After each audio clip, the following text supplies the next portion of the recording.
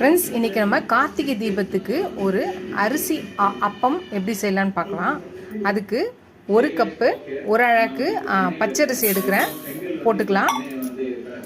1 table spoon உளுந்து, 2 table spoon துவரம்பருப்பு. இதை நல்லா கழுவி 1 ஹவர் ஊற வைக்கலாம். நல்லா கழுவி ஊற வச்சாது 1 ஹவர் ஊறட்டும். 1 ஹவர் கழித்து பார்க்கலாம்.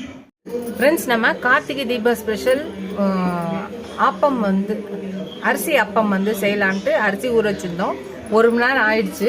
இப்போ இதை எடுத்து ஒரு மிக்சி ஜாரில் போட்டுட்டு இதை நல்லா நைஸாக அரைச்சி எடுத்துகிட்டு வரலாம். இதில்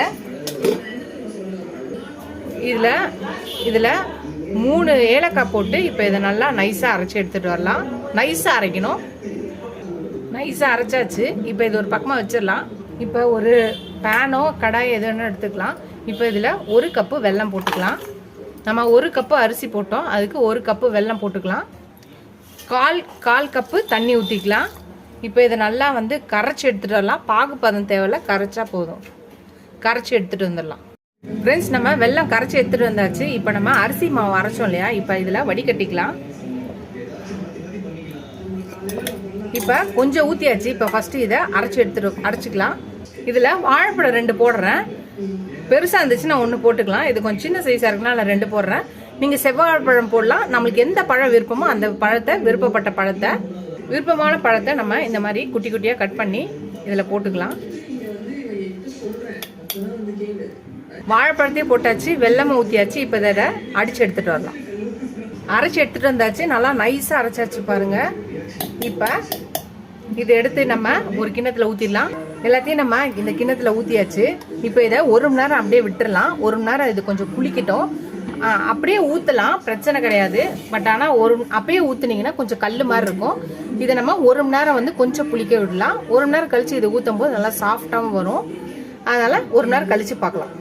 நம்ம கார்த்திகை தீபம் அரிசி அப்பம் மாவு அரைச்சோம் இல்லையா, 1 ஹவர் ஆயிடுச்சு.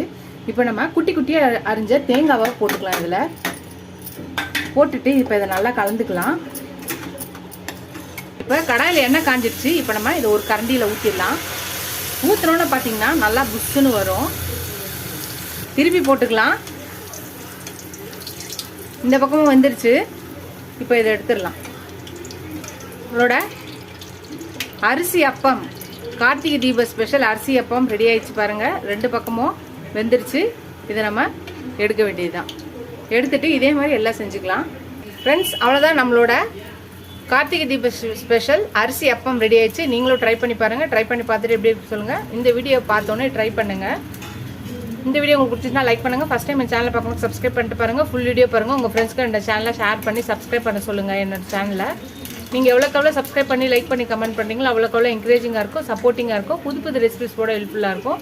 இதோட அடுத்த வீடியோவில் அடுத்த ரெசிபியில் பார்க்கலாம். டாடா பாபா ஃப்ரெண்ட்ஸ்.